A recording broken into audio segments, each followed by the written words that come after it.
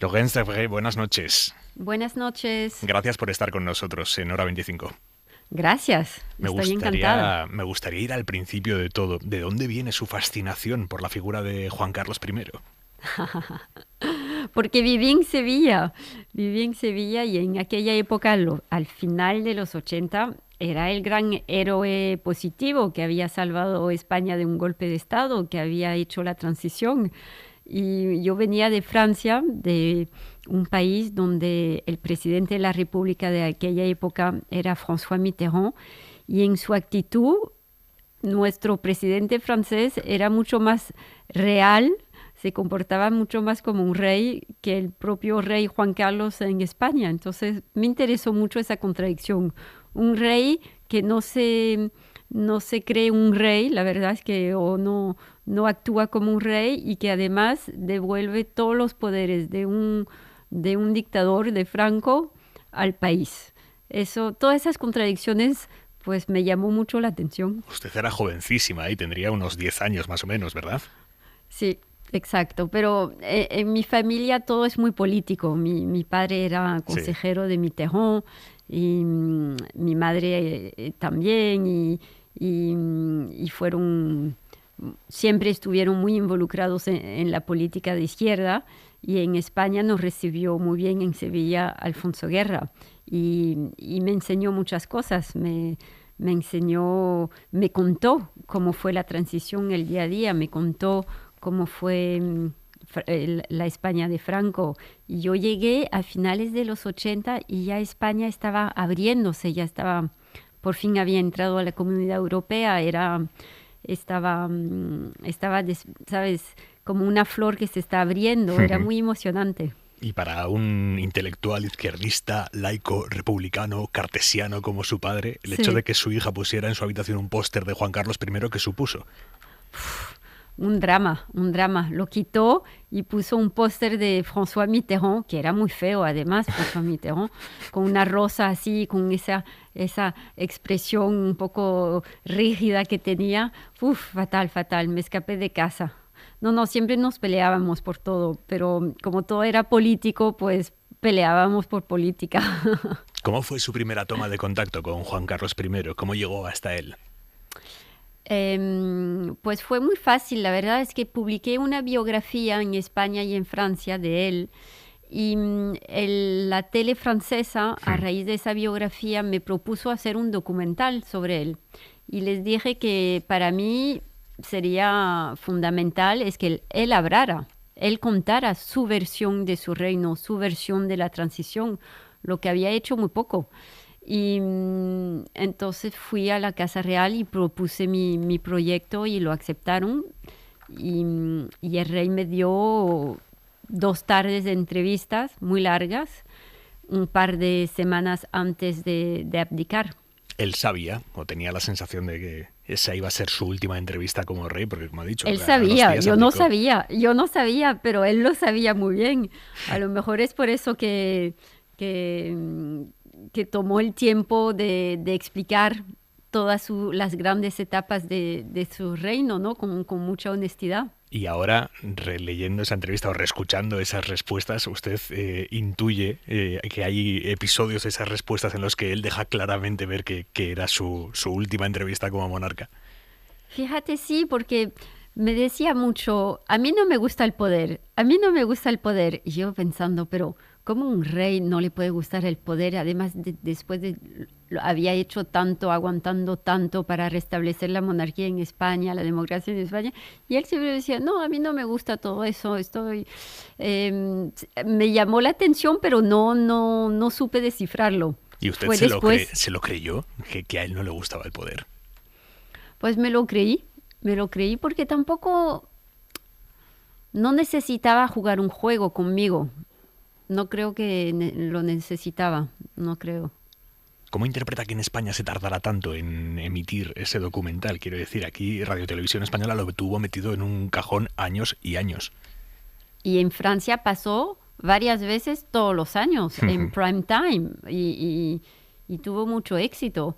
Eh, la verdad es que no me lo explico. Habría que preguntarle a la televisión española qué pasó. Pero Alguna teoría tendrá. me molestó bastante porque fueron los coproductores y tampoco los querían vender a otros canales españoles. Y ahí no entendí muy bien por qué, porque es un documental histórico que habla sobre todo de la transición, entonces no entendí por qué y no lo sigo entendiendo, la verdad me lo tendrán que explicar algún día. Usted ha podido hablar con el rey emérito durante su estancia en Abu Dhabi. ¿Cómo está? ¿Cómo lo ve? Pues físicamente está muy bien, muy delgado, toda su ropa es demasiado grande para él, muy hace ejercicios, intenta caminar, aunque sea complicado, y es una persona que no se queja, es muy estoico, muy digno, pero bueno, él ya son muchos años, ya son muchos meses en medio del desierto, ¿no? Aislado. Y creo que a una cierta edad, con ya problemas de salud, puede parecer muy largo. Le preguntaba más que física, emocionalmente, ¿cómo lo ve? Emocionalmente, Sí, emocionalmente, bueno, como le dije, es una persona muy que no se queja, muy digna, muy estoica y no toma las cosas como son, pero claro, es emocionalmente es muy difícil. Es muy difícil vivir fuera de su país, sobre todo a una cierta edad, ¿no? ¿ha hablado con él tras el archivo de la fiscalía de sus presuntos delitos? Sí, eso fue cuando, en enero, ¿no? Eso fue, sí, hace un Sí, mes, una cosa así. sí, ¿Y qué le sí, dice sí. él? Pues ya tenía la impresión que ya su caso avanzaba y estaba un poco contando los días antes de poder regresar a España. Ya veremos. ¿Sabe si Él, tiene fecha ya para venir a España? no hay nada. ¿Qué es a él lo que más le preocupa? A Juan Carlos I se lo habrá dicho, supongo. Bueno, habrá que preguntárselo directamente. Yo tampoco soy su portavoz, pero no sé. La verdad es que eso no es muy personal. Yo cuando tampoco tengo ese nivel de discusión con él, ¿no? Y tiene muchos problemas. Y claro, su mayor preocupación es regresar a España. Eso sí. Pero por lo que usted ha podido intuir, él está arrepentido por lo que hemos sabido que hizo en las últimas décadas. Bueno, lo dice en su carta, ¿no? En la última carta, que sí, cometió errores, lo sabe, que su vida privada, su vida personal no ha sido ejemplar. Lo sabe, no es tonto, se dio cuenta, claro. Pero no hay que olvidarse que yo creo que hay que distinguir entre la vida privada y la vida institucional que tuvo, la vida pública y las instituciones que dejó a España y lo que hizo para el país, ¿no? Son dos cosas diferentes. Bueno, yo lo veo así y creo que a lo mejor es una visión muy francesa de los hechos, pero entiendo que haya decepcionado mucho, pero creo que no hay que olvidarse de de su obra política. Pero no existe un reproche tanto a su vida privada, con quién se acueste o no es su problema, sino algo tan público como defraudar impuestos. Defraudar impuestos a los españoles a los que él reinaba. Eso es muy público, no tiene nada que ver con la vida privada. Sí, es un hecho. Es que no, ¿sabes? No puedo comentar más que sí, lo ha hecho mal. Creo que ya todos los españoles lo saben. Él lo sabe también. Eh, no es el único en España, pero eso no es una excusa. Y, y es una pena. Pero no creo que cuando pones en balance ese problema con 39 años de expansión y para el país, pues creo que la balanza... ¿Entiende lo que le digo? Entiendo lo que nos quiere decir. Usted en el libro utiliza la palabra parricidio para referirse a la marcha de Juan Carlos I. ¿Usted cree que fue un parricidio? No es la marcha. Creo que el rey Felipe cortó la relación institucional con su padre, como dijo al principio de su reinado, ¿no? Nueva monarquía para nuevos tiempos. Y entonces el hecho de no invitarle al aniversario de la Constitución o de las primeras elecciones, no me acuerdo, ya era un signo, ¿no? Que quería cortar, que quería diferenciarse y cortarse del legado de su padre. El problema es que el legado de su padre es la base de la corona, ¿no? Del punto de vista institucional. Entonces, sí, yo creo que ahí hay un problema que tienen que resolver, ¿no? Porque al final el hijo hereda del padre su corona. ¿Usted cree que el hijo ha sido injusto con el padre? Mira, yo no creo que injusto sea la palabra. Yo creo que tienen dilemas que ni siquiera nosotros podemos entender o conocer, ¿no? Creo que a lo mejor confundió la relación institucional con la relación personal o lo está intentando resolver. ¿Recibe muchas visitas Juan Carlos I en Abu Dhabi? Mira, yo no estoy todos los días con él, pero tiene visitas de amigos locales, ¿no? De la región que lo vienen a visitar. Porque en realidad el rey tiene amigos en todos lados, no solo españoles. Y muy generosos, por lo que hemos visto. Y en distintas áreas, muy diversas. Eso es como siempre me sorprende. ¿Qué preguntas le hizo al rey emérito y que quedaron sin respuesta? ¿Hubo alguna? Que le hice durante el documental o luego o a después. Posteriori, en estos años que han tenido ustedes de relación. No, es una persona es una persona dispuesta a contestar, no huye del diálogo, no huye de la confrontación. Entonces, en regla general, claro, es verdad que yo no llego con... O sea, yo soy historiadora, tampoco le pregunto cosas de su vida personal o de su vida amorosa, o tengo ese respeto, ¿no?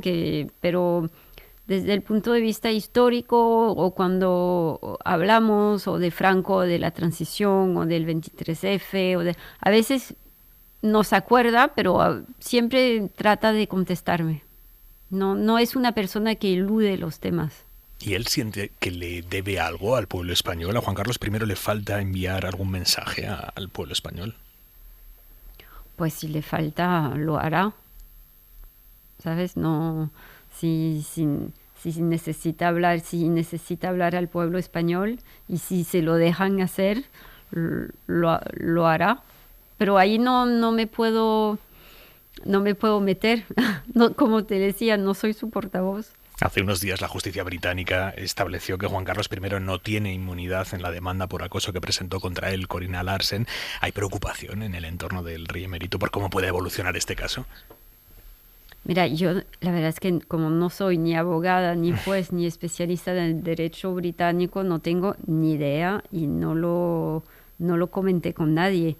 Pero mi intuición es que es un caso que puede durar mucho tiempo, que me imagino que se están buscando, no sé, compensaciones financieras, ¿no? Que ella está buscando más dinero, no sé, pero la verdad es que no me metí en eso, no es mi papel. Él está arrepentido de cómo ha terminado su historia con H mayúscula, al frente de la historia de España. Mira, habrá que preguntárselo. Yo creo que reconoce sus errores, pero arrepentido no sé. Eso es una cosa muy, muy personal, ¿no? ¿Que se va a encontrar alguien cuando lea Mi rey caído? Es la historia de un encuentro entre la hija de revolucionarios, yo soy una heredera muy roja, con un hijo de reyes o nieto de reyes de sangre muy azul. Y es como trato de entenderlo, como trato de ver el hombre detrás del personaje público, como entiendo su vida como una novela, porque para mí el rey es un personaje de novela. y qué es y qué es en realidad lo que es un rey, que la contradicción que me interesa es un rey que devuelve, que tiene todos los poderes de Franco y que devuelve el poder al país. Entonces, en general, los jefes de Estado tienden a acapararse al poder y él lo devuelve y hace de eso un éxito, ¿no? Eso es lo que trato de entender como francesa, como historiadora y como creo que es un personaje no solo de la historia de España, pero sino de la historia europea, porque jugó un papel muy importante en Europa. ¿Cómo se ve desde Francia, un país republicano, la existencia todavía de monarquías en países vecinos, como pueden ser España, pero también Reino Unido? Sí, hay varios y son países que tienen monarquías y que son muy democráticos. O sea que no es como algo que funciona, ¿no? Es la prueba que es un régimen que funciona bien. Pero nosotros hemos cortado la cabeza al rey durante la Revolución Francesa, pero al final nos gustan los presidentes que tienen un poco de trascendencia, ¿no? Que tiene esa... cuando Hollande, que es un presidente francés, dijo que iba a ser un presidente normal, cayó fatal. Ahí bajó mucho en los sondeos. Es que presidente normal no suena bien en Francia. No queremos de presidente normal. Laurence Debré, muchísimas gracias por estar con nosotros esta noche. Un abrazo. Gracias.